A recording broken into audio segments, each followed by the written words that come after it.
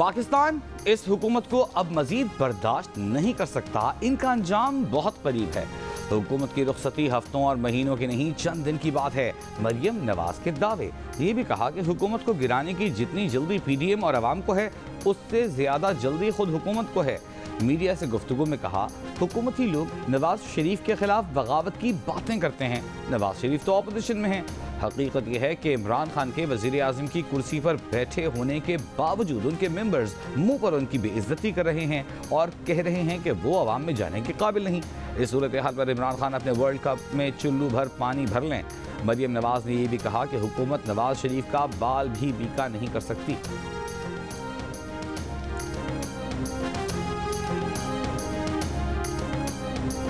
अब तो मरियम की बातों पर उनके बच्चे भी हंसते हैं। वफाकी वजीर फवाद चौधरी का मरियम नवाज का जवाब। मीडिया ब्रीफिंग में कहा कि अपोजिशन पहले साल से हर 6 माह बाद हुकूमत गिराने के ख्वाब देख रही है। अगले 5 साल भी वो इसी में गुजार देगी। जब ये हुकूमत गिराने की बातें करते हैं तो इनके पुराने दावे भी सामने रखने चाहिए।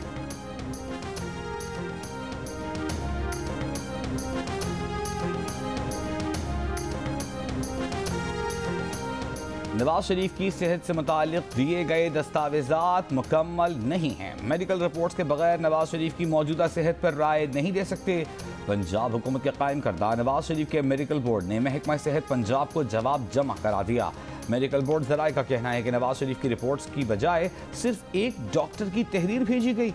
ज़राए के मुताबिक तहरीर के साथ किसी बैनुल अक़वामी इदारे की मेडिकल रिपोर्ट नहीं लगाई गई, जबकि नवाज शरीफ की प्लेटलेट्स, दिल और दीगर अमराज की रिपोर्ट्स भी नहीं भेजी गई।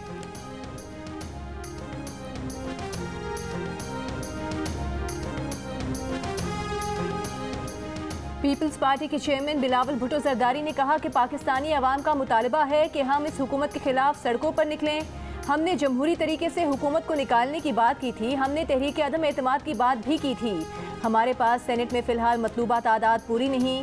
बिलावल भुट्टो ने कहा कि आइन और कानून में इमरजेंसी की कोई गुंजाइश नहीं। सदारती निज़ाम का शोशा हमें ट्रक की बत्ती के पीछे लगाने के मुतरादिफ है।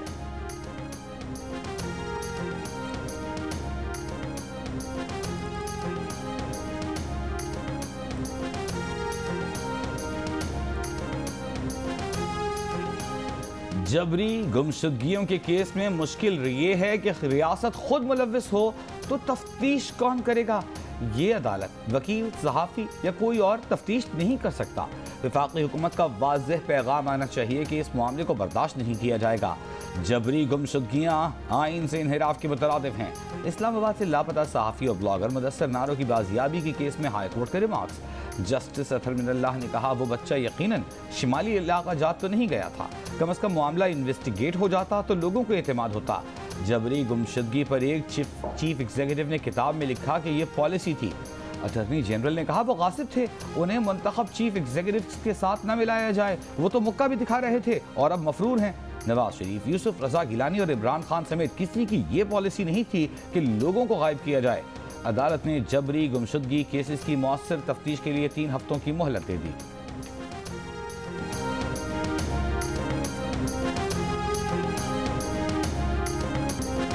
कराची बुरी तरह से कोरोना की लपेट में आ गया। मुस्बत केसेस की शरह 39% पर बरकरार। गुज़िश्ता रोज 7099 टेस्ट में से 2754 केसेस मुस्बत आए। इस अस्पतालों में मरीजों की तादाद बढ़ने लगी। माहिरीन का अगले हफ्ते तक अस्पतालों में जगह कम पड़ने का खदशा। पाकिस्तान मेडिकल एसोसिएशन ने मुल्क में अगले 2 से 3 हफ्ते ज़्यादा ख़तरनाक करार दे दिए।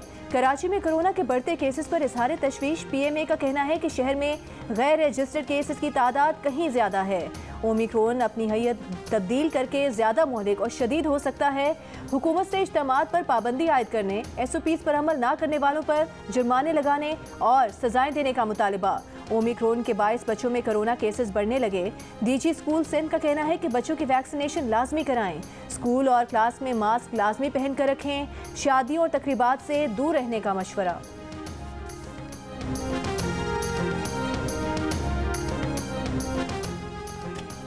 कहाँ है मास्क, कहाँ है एहतियात, कहाँ है समाजी फासले की पाबंदी, कहाँ है इंतजामिया? SOPs पर पाबंदी की ढील से कोरोना को भी ढील मिल गई। मुल्क के मुख्तलिफ शहरों में SOPs पर अमल दरामद नदारद। फैसलाबाद में बस अड्डों पर SOPs की खिलाफ वर्जी। हैदराबाद में शरह 14% तक पहुँच गई। लाहौर में 13%, गुजरांवाला में शरह 15% तक पहुँच गई। इस्लामाबाद में शरह 9% हो गई। मुल्क में कोरोना के मुस्बत केसेस की शरह बढ़कर 9.5% तक चली गई। मजीद 10 अफराद कोरोना से इंतकाल कर गए। 5034 नए केसेस सामने आ गए। मोहम्मद के दाखिली गेट पर कोरोना वैक्सीनेशन पॉइंट कायम। वैक्सीन सर्टिफिकेट दिखाए बगैर किसी को जिले में दाखिले की इजाजत नहीं दी जा रही। NCOC का कोरोना केसेस 10% या उससे ऊपर की शरह वाले इलाकों में नई SOPs लागू करने का फैसला। तालीमी इदारों से मुताल्लिक फैसला कोरोना केसेस की शरह को मद्देनजर रखकर किया जाएगा।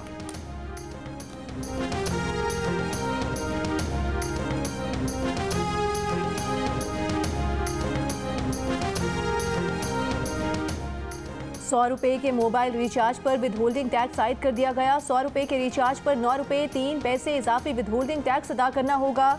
₹100 के रिचार्ज पर ₹86.09 का बैलेंस मिलेगा।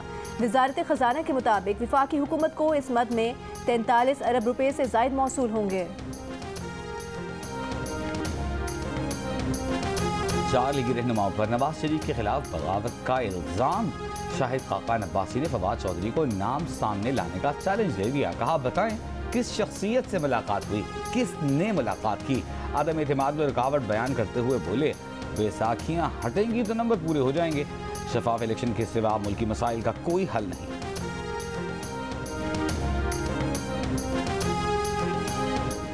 लीगी रहनुमाओं की ऑडियो आ रही है कि शरीफों को छोड़ो, हमें एक बार आजमाओ। 4 दोस्तों में 5वां भी शामिल होने की कोशिश कर रहा है।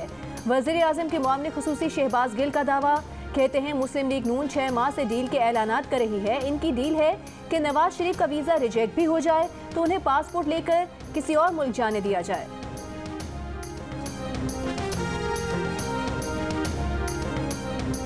तहरीक इंसाफ की गैर मुल्की फंडिंग केस में स्क्रूटनी कमेटी के कुछ हिस्से खुफिया रखने की इस्तदा मुस्तरद। इलेक्शन कमीशन ने तहरीरी हुक्मनामा जारी कर दिया। कमेटी की रिपोर्ट के कुछ हिस्से हमें नहीं दिए गए। दरख्वास्त गुजार अकबर इस बाबर की शिकायत पर चीफ इलेक्शन कमिश्नर ने कहा, हमने कुछ हिस्से खुफिया रखने की इस्तदा मुस्तरद कर दी। स्क्रूटनी कमेटी का कोई डॉक्यूमेंट खुफिया नहीं।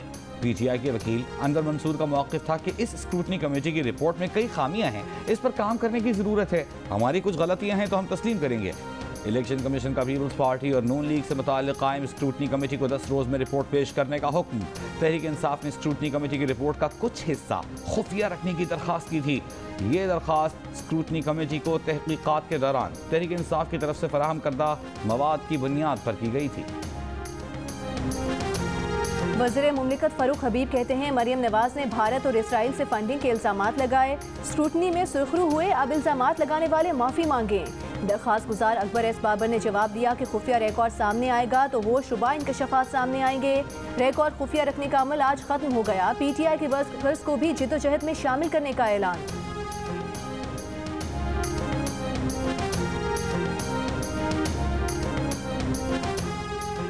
PTI के रुकन कौमी असम्बली नूर आलम खान को शो कॉज नोटिस जारी। नूर आलम खान ने पार्टी क़यादत पर इल्ज़ामात लगाए जो मीडिया पर नशर और शाया हुए। वजाहती जवाब 24 जनवरी तक जमा कराने की हिदायत। नूर आलम खान का कहना है कि उनके खिलाफ एहतजाज के लिए हल्के के लोगों को सूबाई असम्बली से फ़ोन किया गया।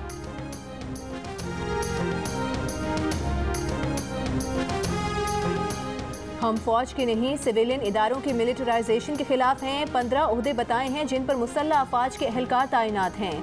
क्या वजीर इस बात को मानते हैं या इनकार करते हैं? सेनेटर असर अबानी का सेनेट में इजहार ख्याल।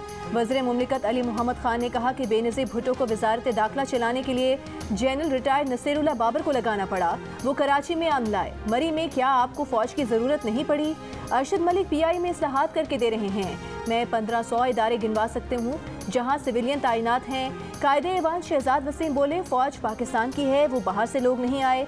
कभी आपका मोहब्बत का, कभी नफरत का मौसम शुरू हो जाता है। जो ये कह रहे थे कि हाथ होने वाला है, इनके अपने साथ हाथ हो गया है।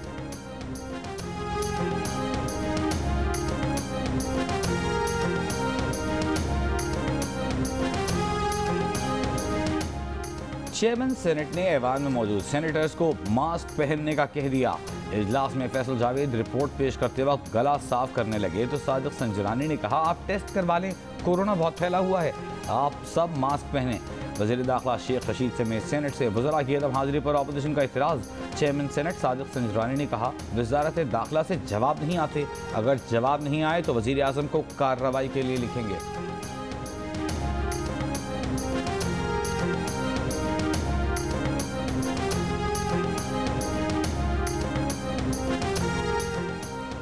FIA को सुप्रीम कोर्ट ने हाउसिंग सोसाइटीज़ की तहकीकात और तफ्तीश सौंपी। FIA ने अपनी सोसाइटी बना रखी है।